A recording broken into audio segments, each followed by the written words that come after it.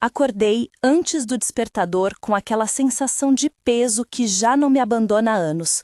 O corpo cansado, a cabeça cheia de planejamentos que nunca chegam a se realizar. Tive tempo de pensar, por um segundo, em ficar, em esconder o rosto entre o travesseiro e as cobertas e fingir que as ruas podiam esperar.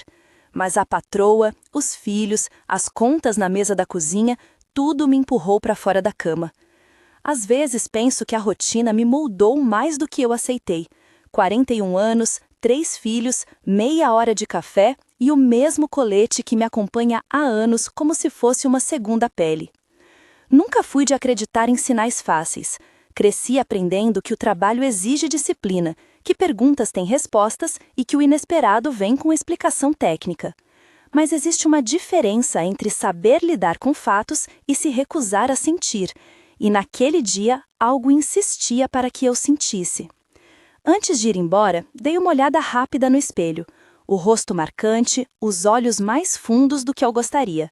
A mochila no ombro, o rádio no cinto, o colete pronto. A rotina de uma vida que não permitia muito espaço para surpresas.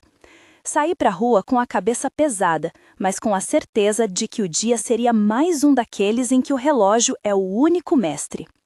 Se essa história está falando com você, se inscreve no canal e fica comigo até o final, prometo que vale a pena ouvir até onde eu cheguei.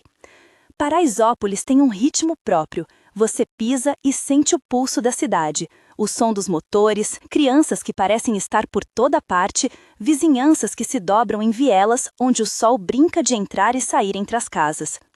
No caminho para o batalhão, passei pela banca de frutas do mesmo senhor de sempre. Ali, todo mundo tem um nome, uma lembrança. É lugar de conversa curta e de atenção atenta. A dona da banca me chamou num tom baixo, quase num cuidado. Leandro, olha, fique esperto hoje. Não foi um mistério nem uma previsão. Foi um toque no meu braço, uma olhada que trazia algo que não estava ali na fala explícita. Ela não disse mais, não tinha que dizer. Olhei para ela, sorri com aquele sorriso prático e segui. Só que o gesto ficou grudado em mim como uma fita adesiva. A preocupação dela, o modo como colocou a mão no meu ombro, parecia mais uma mãe avisando do que uma vendedora preocupada com o cliente.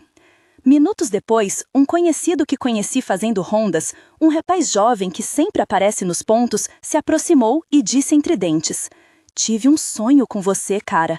Acordei estranho, acordei com um aperto no peito." Ele não é de muita conversa, e quando falou aquilo foi como se tivesse colocado um segundo toque sobre o que a vendedora já tinha sussurrado. O tipo de coincidência que a gente costuma ignorar, porque o dia não para. Mas 2 avisos, mesmo que sutilmente, começam a formar uma linha no ar, e a linha pede atenção. O terceiro aviso veio de dentro. Foi um desconforto vago, uma pressão que não era exatamente física. Era mais como se algo quisesse me dizer para desacelerar.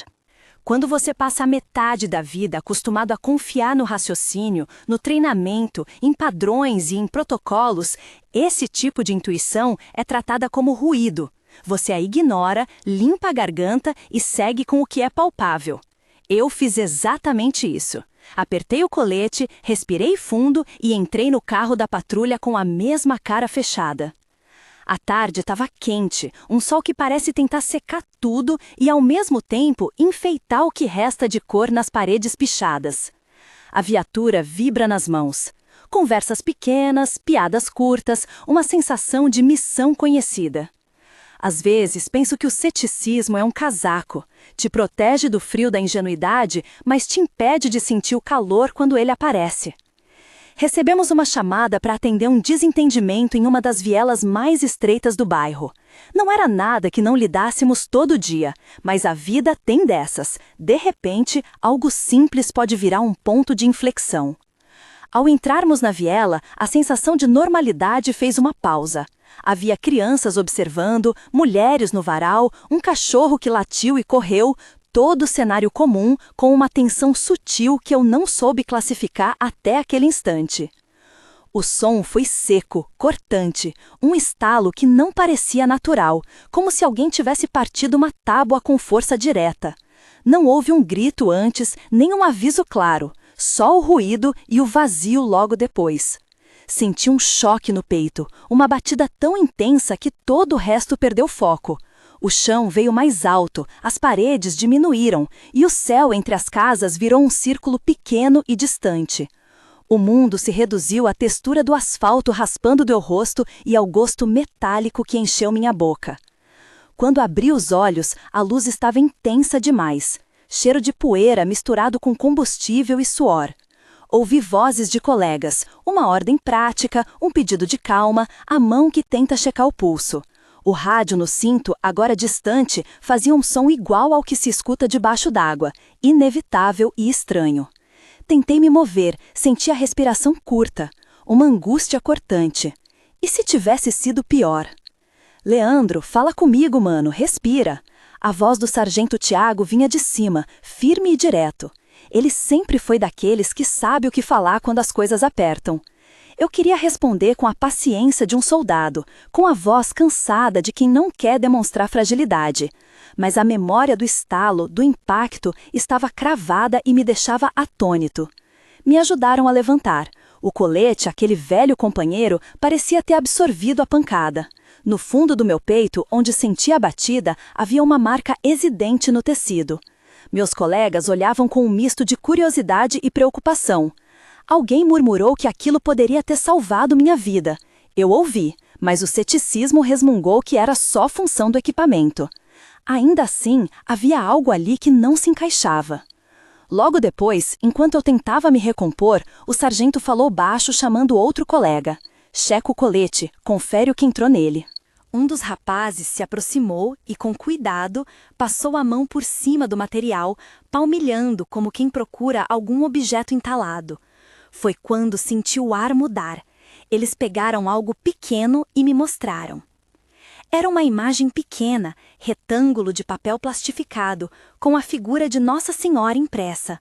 Não era mais do que 5 por 7 centímetros, as cores já meio gastas, a auréola desenhada de maneira modesta, o rosto sereno. Estava colada no exterior do colete, bem sobre a região do impacto, como se alguém tivesse colocado ali para proteger algo que já estava no centro da batida. Fiquei olhando para aquilo como quem observa algo que não deveria estar ali. Eu conheço a rotina do batalhão, sei como cada peça de equipamentos entra e sai, quem mexe nelas, o controle de material é rígido, os coletes são checados antes de cada serviço. Eu mesmo havia conferido o meu naquela manhã. Não era possível, pensei, que alguém tivesse colocado aquilo ali sem que eu percebesse. Ainda assim, a imagem estava ali, colada, como se tivesse atravessado a pele do colete e ficado presa na superfície. Os olhares dos colegas se cruzaram. Alguns evitaram dizer alto o que estavam pensando. Outros, mais práticos, começaram a checar registros. A gente tem que pensar em procedimento primeiro, devoluções, entradas no sistema, quem teve acesso ao material. O sargento me pediu para sentar e eu obedeci. A cabeça rodava. Era tudo tão concreto e ao mesmo tempo com uma ponta de absurdo. Voltamos ao batalhão. No caminho, as conversas foram reduzidas a sussurros técnicos. Quem registrou saída deste colete? Tem vídeo da sala de equipamento? O armário estava trancado esta manhã? Perguntas cujo objetivo é sempre retornar ao conhecido. Quem mexeu, quando, como. Nada de misticismo, nada de narrativa espiritual. Apenas checar o que pode ser checado. Mas quem estava ali não era apenas um patrulheiro preocupado com o protocolo. Havia também um homem que sentiu seu próprio corpo rejeitar explicações prontas. No pequeno vestiário, o colete foi posto sobre a mesa. Um colega, o Márcio, um cara que gosta de desconfiar e de desmontar qualquer enigma com ferramentas, puxou uma lanterna. "Tem alguma cola ali?" perguntou enquanto passava os olhos em volta procurando sinais de intervenção. As bordas da imagem, no entanto, mostravam nada além de um leve desgaste, como se tivesse estado ali há tempo. Mas isso não fazia sentido. A marca da pancada tinha acontecido naquela viela minutos antes. Como explicar uma imagem com as bordas já amassadas e poeira? Pedi para ver o registro de saída do equipamento. No livro eletrônico, o colete número tal estava meu nome, confirmado e carimbado no início do turno. Depois de uma checagem rápida, ninguém encontrou nenhuma nota sobre retirada ou inspeção posterior. O colete, segundo o sistema, esteve comigo o tempo inteiro. Eu passei a mão sobre o plástico que envolvia Nossa Senhora. A sensação era a de um objeto comum, quente por conta da tarde, com o cheiro de papel e laminado. Não havia nada de extraordinário que eu pudesse apontar além do fato de que aquilo não devia estar ali. Procurei lembrar se em algum momento durante a ronda alguém não tivesse me tocado, não houvesse um gesto de colocar algo.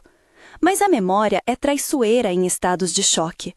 As poucas imagens que vinham eram fragmentadas, como quando você tenta lembrar um sonho logo ao acordar. A sensação mais forte, o ruído, o olhar das pessoas, mas poucos detalhes ordenados. Eu lembrava do toque na banca de frutas, do jovem com o sonho, da pressão no peito. E agora, aquele santinho que ninguém no quantão esperava. A postura da equipe foi profissional, quase mecânica. Chamaram o setor de patrimônio para protocolar o achado. Anotaram tudo. Vamos levar isso para o técnico, ver as câmeras da rua, disse o sargento. A palavra câmeras teve um peso especial. Se havia algo que eu podia aceitar como argumento racional, era a imagem registrada por uma lente. Mas, ao mesmo tempo, havia um receio infantil, como se abrir uma caixa pudesse revelar algo que alterasse o curso das minhas convicções rotineiras. Fui encaminhado ao atendimento médico do batalhão. O cheiro do álcool e das luvas cirúrgicas me aproximou de outro tipo de cuidado, o cuidado de quem examina o corpo para entender o que ocorreu. O médico bateu no meu tórax, pediu um raio-x, conferiu que não havia fraturas aparentes. Colete funcionou, Leandro, te protegeu de algo que poderia ter sido pior, disse com voz calma. Ele colocou um olhar que, no meu entender, misturava dever e alívio. E eu quis acreditar, de novo, na explicação física. Colete absorveu, Colete fez a diferença. Mas havia algo que eu não podia simplesmente encaixar nas prateleiras do entendimento. A imagem de Nossa Senhora. Por que estava ali, justamente sobre a marca do impacto? Por que ninguém havia registrado a tal imagem antes? As perguntas se enfileiravam e não pediam soluções espetaculares. Pediam apenas passos cuidadosos, verificar câmeras, conferir o colete em lugares onde ninguém mexeu, conversar com quem viu. E foi assim que me encontrei mais tarde na sala de monitoramento. O ambiente era frio, com a respiração baixa dos aparelhos. O técnico responsável por aquelas imagens era um homem de meia idade, rosto mordido por anos de análise de arquivos, acostumado a encontrar explicações sutis para coisas aparentemente estranhas. A gente vai colocar o trecho agora, disse, com um tom profissional que não prometia surpresa nem negava a possibilidade. Trabalhar com imagens ensina a perceber que a câmera registra tanto o óbvio quanto o inesperado, e que nem sempre o que vemos com nossos olhos é o que um sensor capta. As imagens da viela foram carregadas. A câmera que cobre aquele trecho é antiga, mas funcional.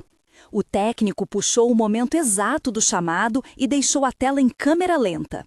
Na gravação, tudo parecia ordinário. O fluxo de pessoas, o barulho de fundo, a viatura aproximando. O ruído da vida em uma comunidade que vive e resiste. Então, o estalo. O som que eu agora reconhecia como ponto de ruptura. A imagem mostrou a nossa entrada, eu já caminhando com passo normal e o impacto acontecendo em sequência. O corpo cedendo, a queda, os colegas correndo até mim. O técnico deu o replay. Parou o vídeo no quadro quando o impacto acontece.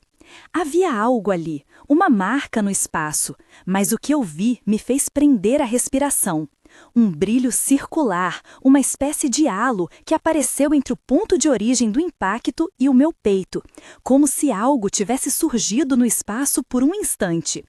Não havia reflexo de sol, nem sombra de botequim, nem fio, nada que imediatamente explicasse aquela luminância. Ele olhou para mim sem o espanto que agora eu sentia por ter coragem de admitir. Não é comum ver isso em câmera comum, falou, com cautela. Pode ser um artefato do sensor, um reflexo, mas, sinceramente, não parece. O técnico tinha uma calma estudada, mas eu podia ver que aquilo mexia com ele.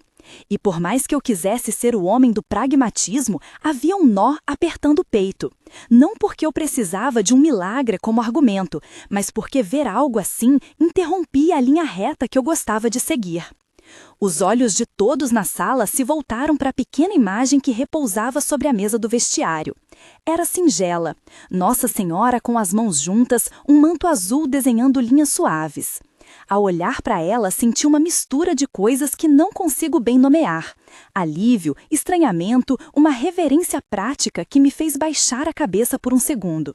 Não sei se por respeito, por costume ou por algo mais profundo que emergia de lembranças antigas, de missa de criança, oração em casa, vela acesa num canto. Disseram que iriam fazer mais checagens, registrar formalmente a ocorrência, pedir perícia técnica nas imagens, verificar o colete em laboratório se necessário. As palavras soaram organizadas, profissionais, um escudo contra a confusão que pairava. Eu fiquei ali, sentado, com as mãos umedecidas, sentindo o pulso que ainda não se acalmara. Havia a expectativa do laudo, do registro, da explicação administrativa que viria. E, ao mesmo tempo, a sensação de que algo havia acontecido que era maior do que os documentos poderiam cobrir. Voltei para casa naquela noite tentando ajeitar no peito mais do que o colete. Tentei ajeitar pensamentos, reconhecer que algo mudou. Minha mulher notou meu silêncio e as crianças perguntaram se estava tudo bem. Expliquei o mínimo que achei justo, a batida, a proteção, a imagem. Não entrei em detalhes sobre o brilho na câmera, algumas coisas me pareciam tão pessoais que eu preferi guardar. Ela acendeu uma vela sobre a pia, um gesto pequeno, antigo. Ficamos em silêncio. À noite, a cidade parece outra. Menos família, mais lembrança do que passou. Durante os dias que se seguiram, a notícia se espalhou sem que eu tivesse ganhado coragem de transformá-la em narrativa. Pessoas vinham ao batalhão apenas para olhar a imagem, alguns com um olhar curioso, outros com devoção. Moradores me contaram de pequenos incidentes que, de algum modo, pareciam menos pesados depois do que aconteceu. Uma senhora disse que acendeu vela e fez promessa. Um jovem que eu conhecia de vista passou a me cumprimentar mais frequentemente com uma voz que carregava menos desconfiança e mais proximidade. A imagem, que era coisa simples, começou a ter efeitos que eu não esperava. Mas ainda havia prazos, laudos a esperar, perguntas técnicas. E havia o vídeo, guardado na sala de monitoramento, que todos queriam analisar com calma. Naquele sábado, chamaram uma equipe especializada de imagens para dar uma olhada com ferramentas mais avançadas. Eles chegaram com máquinas, cabos, uma calma que parecia dizer que nada de extraordinário seria necessariamente extraordinário dali em diante. Tudo poderia ser explicado. Eu quis acreditar nisso. Precisava. A vida exige isso. Trabalhar com causas e efeitos, com números, com declarações formais. Os técnicos se reuniram em volta da tela, com fones, comentários técnicos que eu não entendia completamente. Câmeras têm defeitos, sensores detectam reflexos, poeira pode criar flares. Isso tudo me foi explicado com o tato de quem não quer dar certeza onde a certeza não existe. O senhor técnico que liderava, um homem com a barba curta e as mãos calejadas pelo trabalho com aparatos, falou baixo. Vamos apagar nada ainda. Vamos conferir todo o fluxo, frame a frame. Ele carregou a sequência em alta resolução e passou pelo momento que eu já conhecia. Só que agora, em cada clique do controle, o tempo parecia mais lento. O brilho que eu havia visto na primeira vez ficou mais evidente em dado momento, uma auréola redonda que cintilava entre o ar e minha camisa. Quando o técnico fez uma pausa, olhou para os demais e disse: "Não é um efeito eletrônico que eu reconheça." Havia na frase um misto de honestidade e surpresa. Foi a primeira vez que alguém naquelas salas falou aquilo sem rodeios. Eu não sabia se aquilo criava expectativa ou pavor. Vi o olhar daqueles homens, acostumados a decifrar imagens e a devolver explicações ao mundo, vacilar. Alguns tentaram refrear o que sentiam, outros, mais francos, admitiram que não sabiam o que aquilo significava. A sala ficou silenciosa de um modo que não era apenas por respeito ao equipamento. Era silêncio de quem percebe que algo além de rotina bate à porta. E ali, naquele instante, eu percebi que o que havia acontecido comigo, a imagem no colete, o brilho no vídeo, poderia ser classificado em várias caixas: episódio policial, ocorrência técnica, curiosidade humana. Mas também poderia ser visto como um espelho do que as pessoas esperam encontrar quando o ordinário se quebra, um motivo para olhar o outro de forma diferente. Foi quando o técnico se virou e, sem alarde, comentou: "Se isso realmente ocorreu como está registrado, é algo que merece ser tratado com cuidado." A frase era um aviso velado de que, além dos procedimentos, algo com peso nas relações humanas estava se movendo. Eu senti um formigamento de responsabilidade, porque se havia um milagre e eu não tinha como afirmar isso, ele não pertencia só a mim. Aconteceu numa viela, onde mães, jovens e avós vivem seus dias. Se aquilo fosse mais do que um reflexo, o que poderia significar para as pessoas que circulavam ali?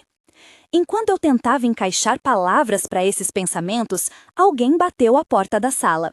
Era um dos moradores, um senhor de olhar tranquilo que sempre trazia notícias ao batalhão como se fossem cartas antigas. Ele pediu para ver a imagem. Não era curiosidade vazia, era a busca de alguém por algo que se parecesse com esperança. A imagem de Nossa Senhora, pequena e humilde, estava agora em mais de um lugar: sobre o meu peito, na mesa do vestiário e no pensamento das pessoas que passavam por ali. O técnico apertou um botão e desligou a tela por um momento.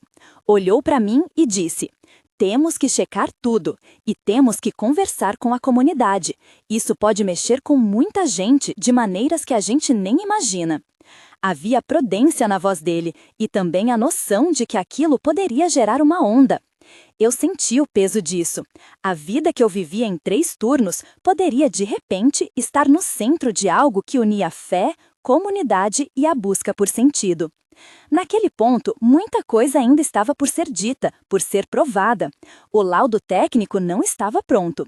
A gente não sabia de onde exatamente veio aquilo que me atingiu.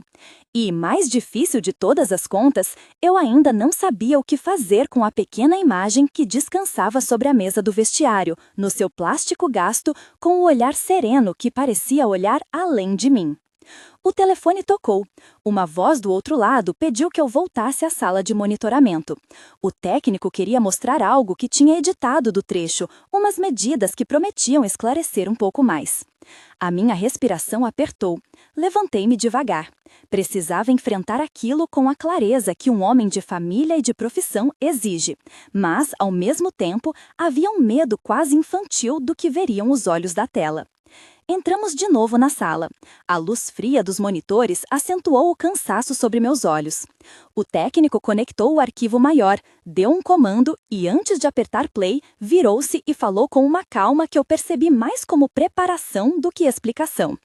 "Isso não vai te dar respostas, Leandro. Pode apenas trazer mais perguntas." Houve um silêncio coletivo, e eu soube naquele compasso suspenso que o que vinha adiante poderia mudar o curso do que eu pensava ser possível. A mão dele pairou sobre o controle remoto, e a tela acendeu para o momento exato em que a luz apareceu. O técnico respirou fundo e apertou play. A cena entrou no mesmo compasso que eu já conhecia, mas havia detalhes novos quando a imagem foi ampliada. A poeira levantando, um pedaço de plástico que tremia no ar, o movimento exato do meu corpo dobrando-se sobre si mesmo. E então, o quadro que me havia tirado do chão mais uma vez, o círculo de luz que apareceu como se alguém tivesse desenhado um anel no ar, bem entre a origem do impacto e o meu peito. Repetiram a sequência frame a frame, numa busca quase obsessiva por explicações. Puxaram histogramas de luz, verificaram sincronias de quadros, compararam com outros registros do mesmo dia. Alguém aproximou a imagem ao máximo, procurando pixels saltantes, pistas de edição. A sala se encheu de termos técnicos que não eram meus, mas eu entendi a intenção: desmontar a cena para ver se sobrava algo que não fosse humano. O resultado foi guardado em planilhas e palavras comedidas. Anômalo. Não encontrado motivo eletrônico aparente. Não há indício de manipulação simples. O técnico-chefe, que até então mantinha um tom cauteloso, falou o que eu precisava ouvir para aceitar que aquilo era mais do que um delírio meu. Nós não estamos conseguindo colocar isso numa caixa comum, Leandro. Não é suficiente para declarar milagre, tampouco é só ruído. É algo que precisa de cuidado. A frase veio sem heroísmo, como quem descreve uma peça quebrada para um marceneiro, com respeito, mas sem certezas fáceis. Fiquei ali, em silêncio, entendendo que havia limites para o que a razão poderia pegar. Voltamos ao protocolo. Registros foram abertos, termos assinados, e eu respondi perguntas rotineiras como se fosse um formulário de vida. Quando foi o último exame? Quem mais tinha tido acesso ao colete? Havia alguma alteração na rotina do armário? Tudo apontava para algo simples. O colete entrou no turno comigo e não houve registro de intervenção. Porém, a presença da imagem em si e a luz na gravação insistiam na incerteza. Nos dias seguintes, o batalhão transformou-se num pequeno centro de peregrinação. Tive receio dessa palavra porque não é algo que eu escolheria para definir um lugar de trabalho. Ainda assim, pessoas iam até ali com histórias e pequenos gestos. Acendiam uma vela no canto da sala de prontidão, deixavam flores perto da mesa onde o colete havia sido pousado, pediam apenas ver com os próprios olhos. Alguns vinham em busca de explicações técnicas, outros, com olhos molhados, contavam promessas que fizeram e agradecimentos que vieram com antecedência. A minha vida deixou de ser apenas a minha. Foi então que conversamos com o pessoal da comunidade. Eles pediram com cuidado que a imagem ficasse num lugar onde mais gente pudesse ver sem transformá-la num espetáculo. Houvera um consenso simples e prático.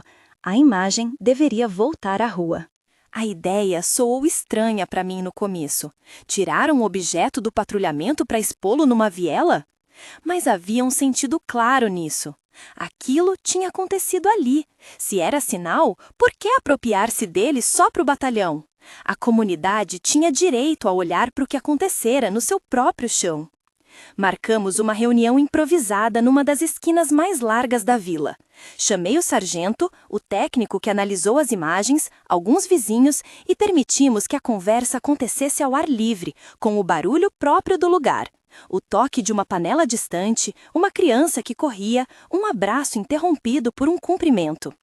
Eu carreguei a imagem embrulhada em pano, como se fosse coisa frágil demais para ser tratada de forma brusca.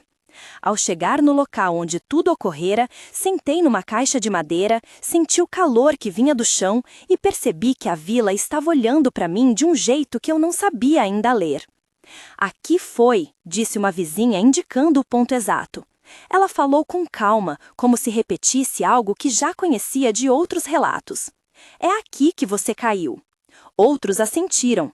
Alguém trouxe um pedaço de vidro velho, um caixote, um pequeno banco. Entre conversas e sugestões, montamos um arranjo simples. Uma tábua apoiada em 2 pedras, o vidro por cima para proteger, uma vela emprestada pelo bar da esquina, flores que vinham de jardineiros improvisados. Era um altar de peças encontradas, sem ostentação, com a rusticidade de quem precisa fazer o possível com o que existe. Coloquei a imagem dentro do vidro. Não houve cerimônia pomposa nem discursos grandes. Pedi apenas 1 minuto de silêncio.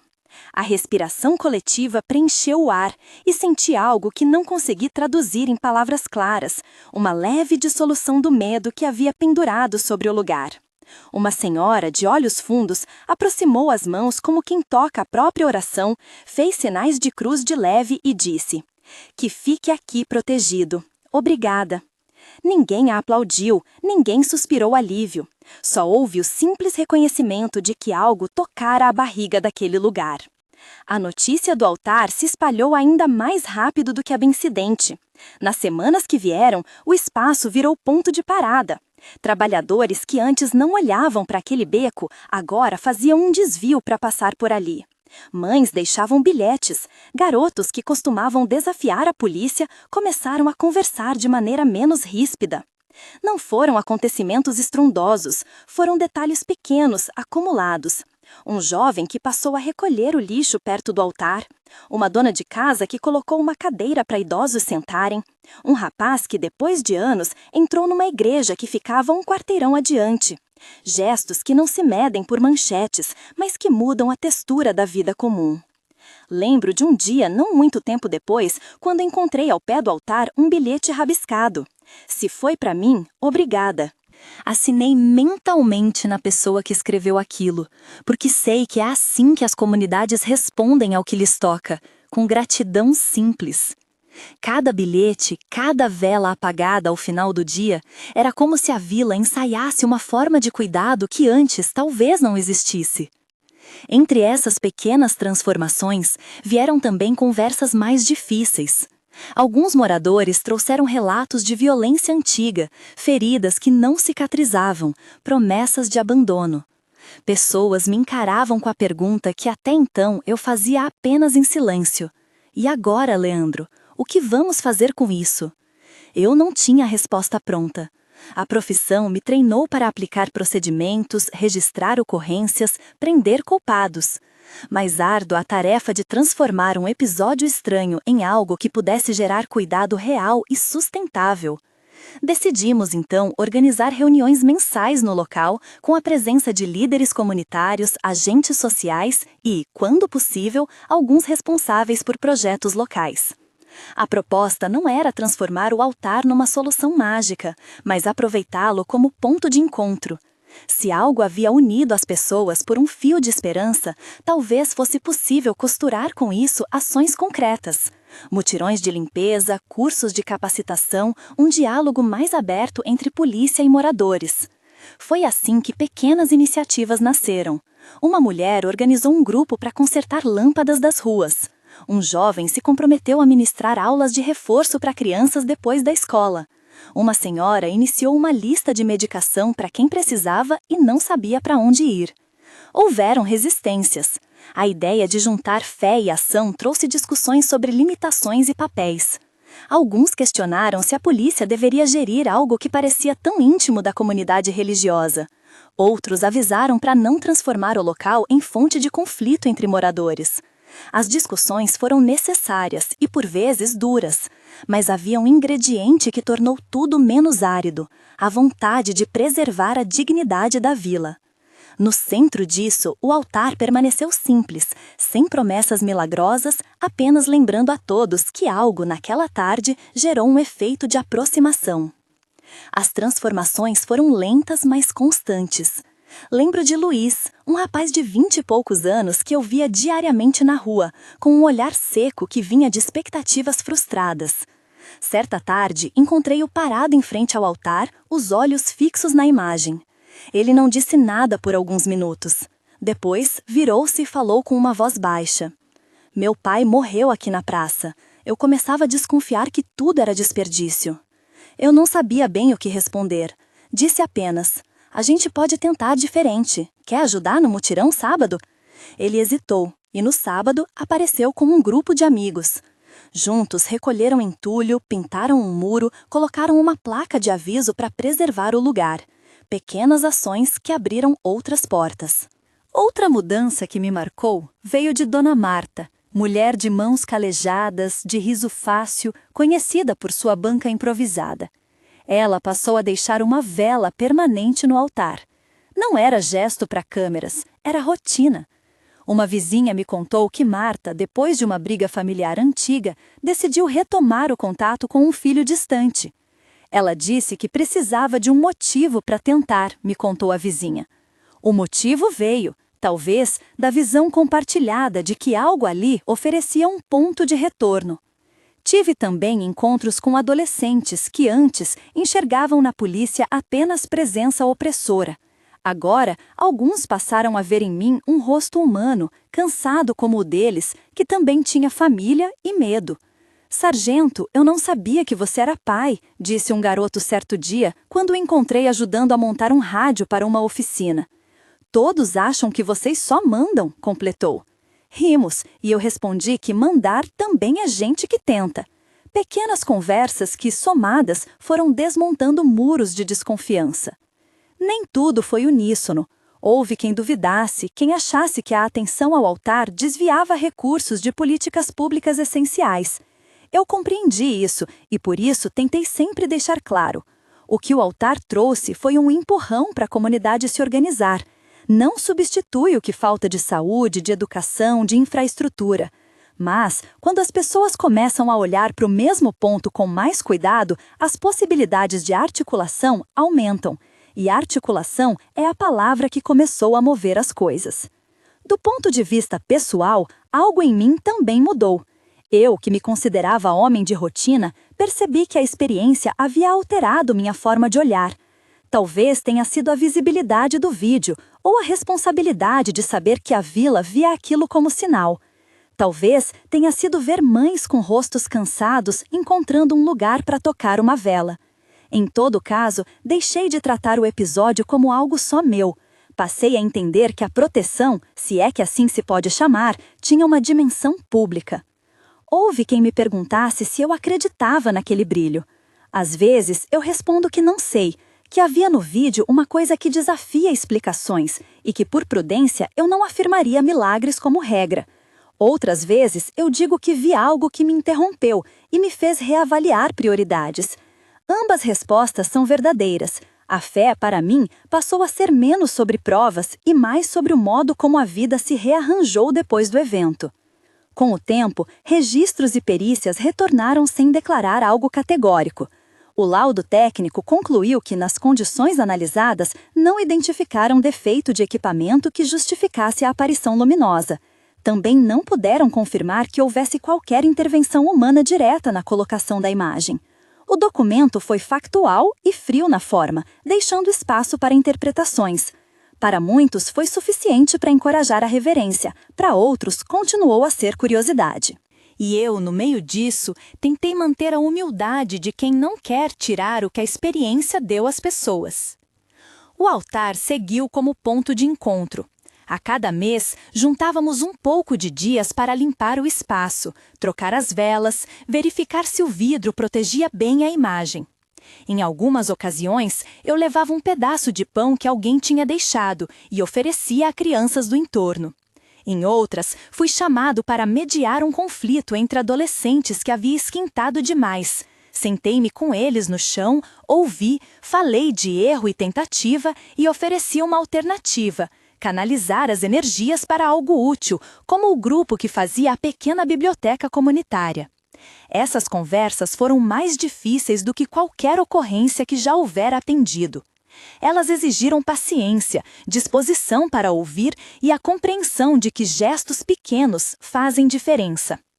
Recordo de uma noite chuvosa em que encontrei, próximo ao altar, um homem que chorava sozinho, encostado na parede. Parecia derrotado pela vida. Sentei-me ao seu lado, a chuva molhando a nossa conversa interrompida. Eu perdi tudo, disse ele num sopro. Minha casa pegou fogo ano passado. Para onde eu vou? Não ofereci soluções mágicas. Ofereci companhia, um contato de um centro que poderia ajudar e o convite para vir às reuniões. No mês seguinte, ele apareceu, trazendo ferramentas para ajudar no conserto de uma cadeira do espaço comunitário. A mudança não veio por encanto, veio por redes que se formam com cuidado. Ao lado de todas essas pequenas histórias, houve também quem transformou a devoção em ação concreta. Uma senhora que costumava costurar começou a produzir pequenos saquinhos de tecido para doação, para aquecer crianças no inverno. Outro morador, carpinteiro de mão cheia, construiu prateleiras para a sala de aula improvisada. A partir de uma imagem discreta guardada num vidro, formou-se um movimento de mãos que trabalham. E eu observei aquilo como um testemunho de que fé, quando traduzida em prática, pode unir agendas diversas. Em mim, a tentação de falar alto e dizer que tudo foi graças àquela imagem sempre existiu, mas entendi que a honestidade pede medida. Falo do que vi, da luz na gravação, da imagem no colete, da comunidade que se rearticulou, e não apresento garantias.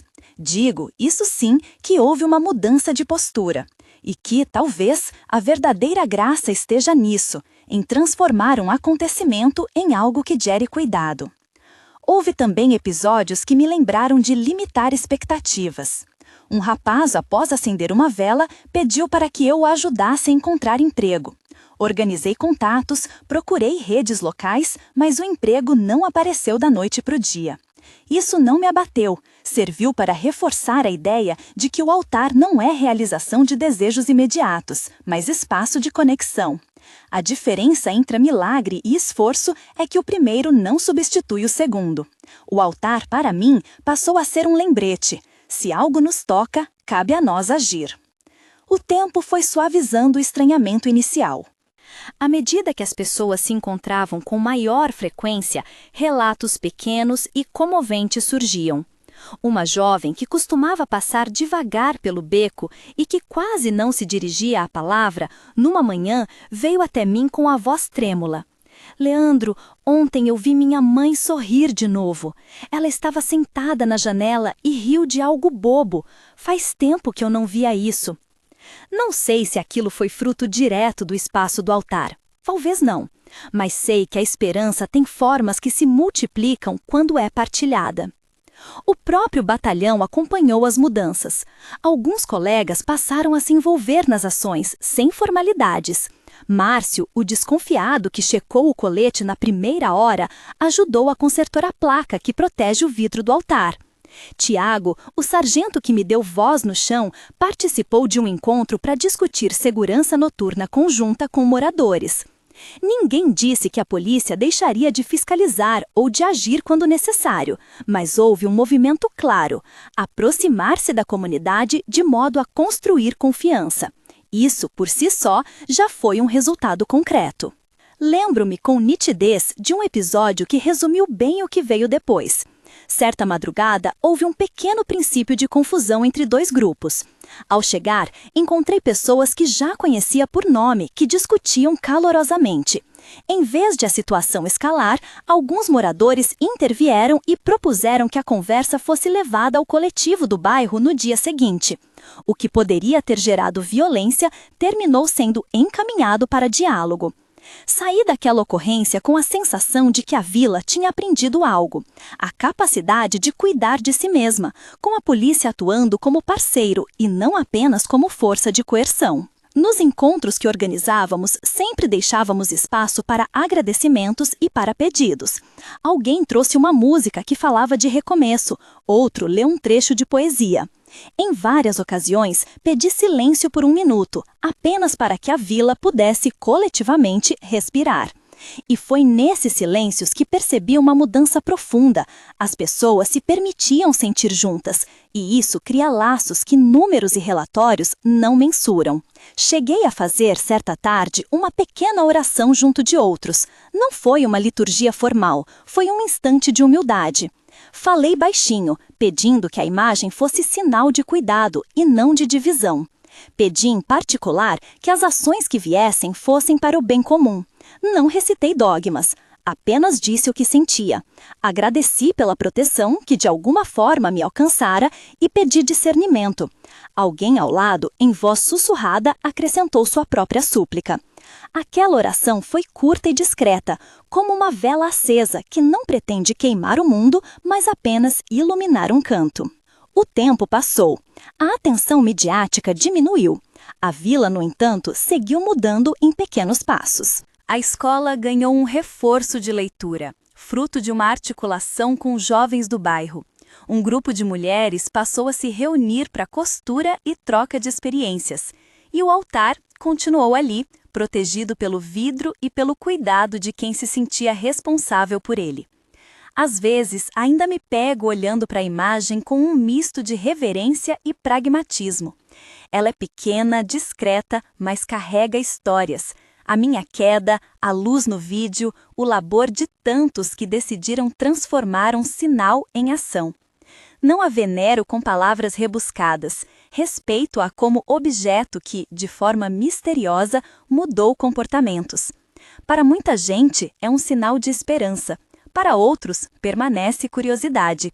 Para mim, é lembrança de que nós, enquanto comunidade, somos capazes de usar o que acontece conosco para promover cuidado.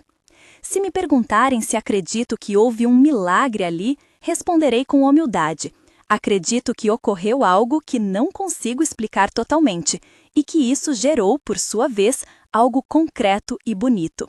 E no fim, talvez isso seja o mais importante, a vida que se redireciona quando o cotidiano é interrompido por algo que nos obriga a olhar o outro. Ainda hoje, muitas pessoas param no caminho para acender uma vela ou deixar uma flor. Há quem murmure uma oração e há quem apenas sente por alguns minutos. E quando passo por ali, com a farda mais leve de incertezas, sinto que o que começou como um incidente isolado transformou-se em um motor de esperança, frágil às vezes, sólido noutras, mas sempre vivo.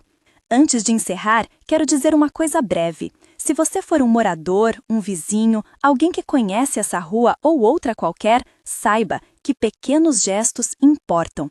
Acender uma vela, convidar alguém para conversar, recolher o lixo da esquina são atos que, somados, mudam a história.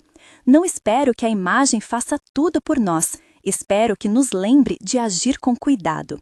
Se esta história tocou você, compartilhe com alguém que precisa de um pouco de esperança. Inscreva-se no canal para acompanhar outras histórias reais que unem vida e fé. E se vier à sua comunidade, olhe para o outro com gentileza. Obrigado por acompanhar até aqui.